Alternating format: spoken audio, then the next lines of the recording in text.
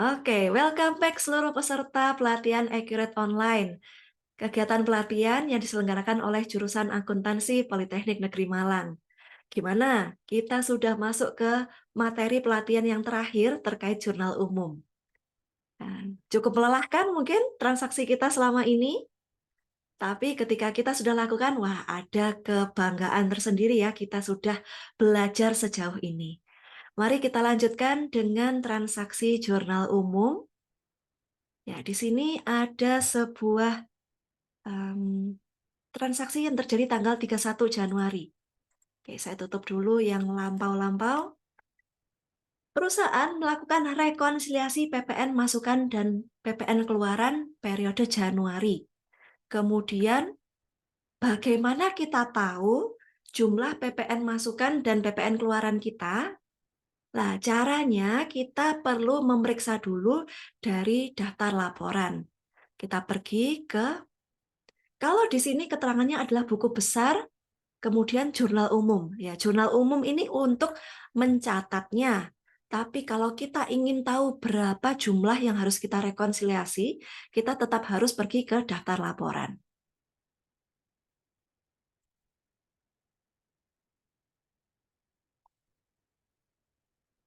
Ya, ini saya berikan note juga ya di bagian ini. Jadi kita perlu mencatatnya, melihat dulu di bagian daftar laporan, kemudian baru kita catat jurnal umum. Kita pergi ke bagian daftar laporan, kemudian terkait pajak, kita pilih pajak. Kemudian sebetulnya kita bisa ambil beberapa cara ya. Saya pakai cara yang ini, rekonsiliasi PPN lebih atau kurang bayar. Kita fokus pada periode Januari, maka isikan Januari tanggal 1 sampai 31 Januari. Klik tampilkan. Nah, mari kita catat. Di sini ada PPN. PPN keluaran totalnya adalah 15 juta sekian. Saya mau catat dulu sementara.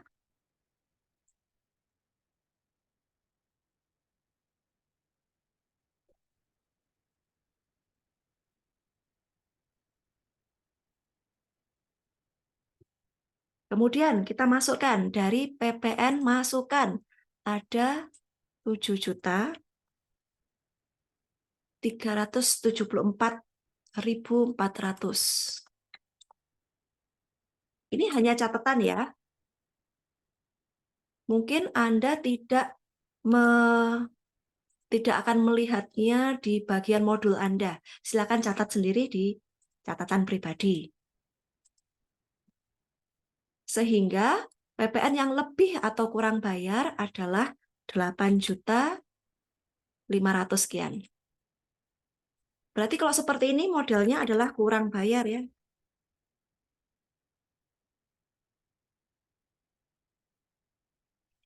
Nah, ini catatan saya sementara. Sekarang daftar laporan kita biarkan terbuka dan kita mau mencatatnya di jurnal umum. Kita pergi ke buku besar, kemudian jurnal umum. Pencatatan ini kita lakukan tanggal 31 Januari 2023. Kemudian, seperti biasa, kita kalau mau merekonsiliasi atau menutup PPN keluaran, PPN masukan, dan kita catat pada lebih bayar atau kurang bayar, seperti jurnal pada umumnya. Dan ini juga adalah tampilan jurnal yang normal. Kita isikan mulai dari PPN keluaran dulu. Nah, di debit sebesar angkanya tadi adalah 15 juta sekian. Saya menggunakan clipboard ya untuk mengambil data yang lampau-lampau. Lanjut. Kemudian yang berikutnya kita tahu persis ya kalau PPN masukan mau direkonsiliasi, kita masukin dulu PPN masukannya. Di kredit besarnya PPN masukan tadi 7 juta. Kemudian sisanya ada di lebih bayar atau kurang bayar. Di PPN kurang bayar sebesar 8 juta. Nah, seperti ini. Jadi jurnalnya yang terjadi juga akan seperti di layar. Coba kita lengkapi dulu di info lainnya. Keterangannya adalah rekonsiliasi PPN.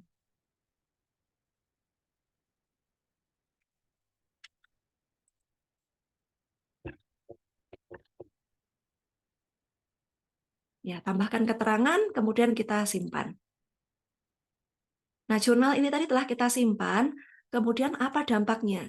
Tadi kita masih memiliki daftar laporan terbuka. Ketika ada perubahan, maka dia belum otomatis berubah. Kita perlu klik refresh. Maka kita bisa lihat di sini. Nah, yang berbeda adalah total PPN lebih atau kurang bayar setelah adanya jurnal umum ini tadi adalah 0. Nah, kita telah menyelesaikan untuk rekonsiliasi PPN. Berarti kita bisa tutup.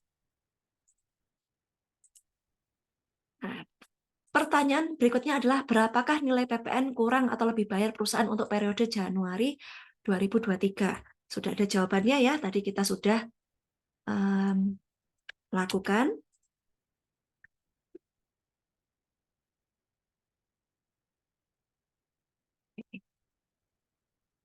Kemudian tanggal 31 Januari, ada pencatatan biaya asuransi di muka untuk 1 tahun. Jadi ceritanya Desember kita sudah membayarkan asuransi untuk 1 tahun atau 12 bulan ya. Sedangkan tanggal 31 Januari ini kita mau membebankan khusus hanya untuk bulan Januari. Berarti normal ya, seperti biasa kita melakukan pembebanan biaya asuransi. Nah, yang jadi problem adalah berapa nominalnya.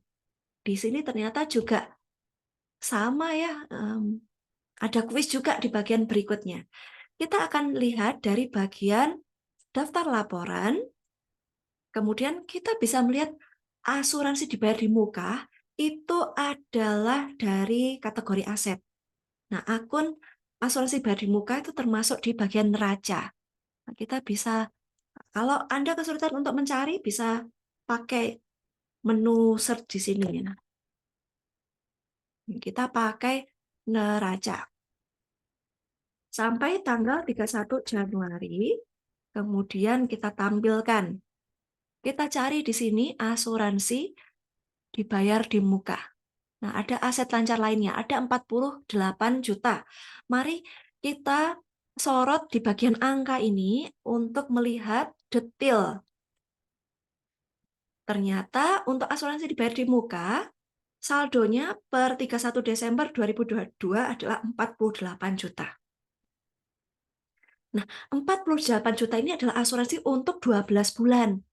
Maka kita harus bagi dengan 12 ya. 48 dibagi 12 adalah 4. Nah, berarti kita tahu yang akan kita bebankan adalah 4 juta untuk bulan ini. Biarkan saja dia terbuka, kita akan lakukan di jurnal umum. Kita pergi ke buku besar, kemudian jurnal umum. Tanggal 31 Januari, kemudian akun perkiraannya pembebanan asuransi. Berarti biasa ya, beban asuransi pada asuransi dibayar di muka.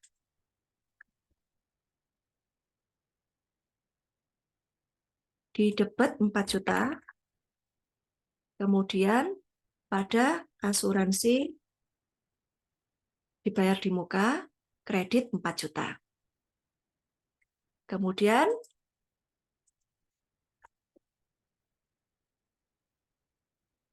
kita beri keterangan dan simpan. Setelah kita masukkan jurnal umum tadi, tentu akan terjadi perubahan pada laporan kita. Mari kita refresh. Nah, ada kegiatan tanggal 31 Januari di jurnal umum, yaitu pembebanan asuransi untuk bulan Januari. Sehingga sekarang saldo asuransi dibayar di muka tinggal 44 juta rupiah. Sekaligus menjawab pertanyaan kuis ini.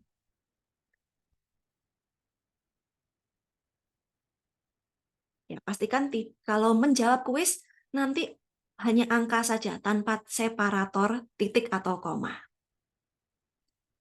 Kemudian terakhir, ternyata kita sudah sampai di aktivitas terakhir, akhir bulan, proses akhir bulan. Di awal waktu setting, kita sudah pernah melakukan ya, dan sekarang kita juga akan lengkapi di sini. Kita tutup saja yang tidak dipergunakan ya. Ya, kita pergi ke buku besar, kita pergi ke bagian perusahaan, kemudian proses akhir bulan. Yang mau kita proses adalah Januari tahun 2023. Kemudian ada keterangan bahwa nilai kursnya 10.050. Kebetulan sudah terisi karena sebelumnya ada transaksi ya terkait nilai tukar ini, maka dia sudah otomatis update. Jika belum, silakan diisi kurs yang benar. Setelah klik lanjutkan, lalu simpan. Maka kita sudah melakukan proses akhir bulan untuk Januari tahun 2023. Kita bisa buka, kita bisa lihat jurnalnya. Ya, penyusutan yang terjadi apa saja sudah terhitung di sini. Nah, itu tadi adalah modul pelatihan kita. Kita akan lanjut kembali ya. Kita akan lanjutkan di diskusi kita di 4 pertemuan Zoom meeting. Oke, jika ada pertanyaan terkait seluruh materi, jangan sungkan untuk bertanya pada grup WA kita, atau Anda bisa sampaikan ya, bisa dikip pertanyaannya dan disampaikan pada saat pertemuan online ini. Dan semoga seluruh video yang kami buat ini bisa membantu belajar Anda. Dan disclaimer, video ini hanya diberikan untuk Anda para peserta pelatihan Accurate Online. Anda tidak diperkenankan untuk membagikan video ini, tidak boleh membagikan rekaman ini kepada pihak lain. Dan video ini seluruhnya adalah hak milik dari jurusan akuntansi Politeknik Negeri Malang. Itu saja, dan saya Ima Kristanti berterima kasih atas segala effort yang sudah Anda lakukan selama proses tutorial ini, sudah mengikuti dari awal, pertengahan, hingga akhir. Maka kita akhiri dan sampai jumpa pada pertemuan-pertemuan berikutnya. Masih pada kegiatan yang diselenggarakan oleh jurusan akuntansi Politeknik Negeri Malang. Sampai jumpa lagi.